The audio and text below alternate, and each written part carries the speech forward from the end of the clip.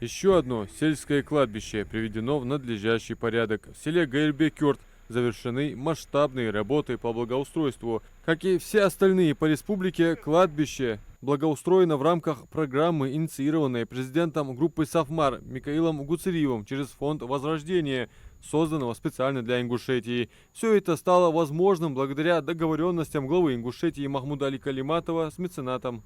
Работы здесь велись с мая текущего года. Результат – полностью преобразованное пространство. Вокруг территории теперь новое железобетонное ограждение. Построен молельный дом, а также помещение для хозинвентаря. Закупили всю необходимую для ухода за кладбищем утварь. Организована подъездная дорога и парковочная площадка. Периметр забора он 840 метров. Еха карты елыж, харса фундамент елыжер. Шел чолы. Шехансары фундамент да яха, цигы школы yok фундамент зайнул ела 840 метров. Помимо новых центральных ворот установили еще одни, выполненные в едином стиле с привнесением архитектурных форм. Высокие, крепкие и надежные, разрисованные словно художником по холсту, еще издалека приковывают к себе внимание.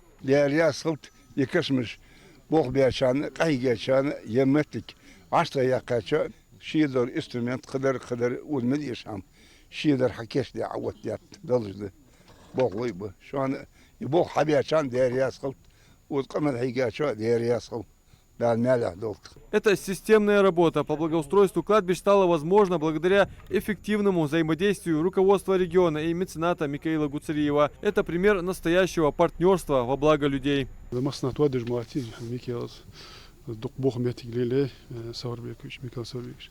Так, главой поддержки хар юрт туадыш муати. Дукая юрт туая ден ханзгалашк.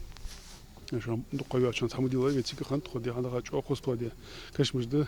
Присутствующие на открытии кладбища религиозные деятели села Гайрбекёрт отметили, что благоустройство мест захоронений, а именно создание удобств для посетителей кладбища, деяние, награда за которое не прерывается даже после смерти благодетеля. يمود حم حدي أنا سجوا شيء كسر أصدق رزق أخشى عدو تجي حم حدي أنا جو دينو ديز كم مرشو خوجس да меня лядоцен щадя дождь хам.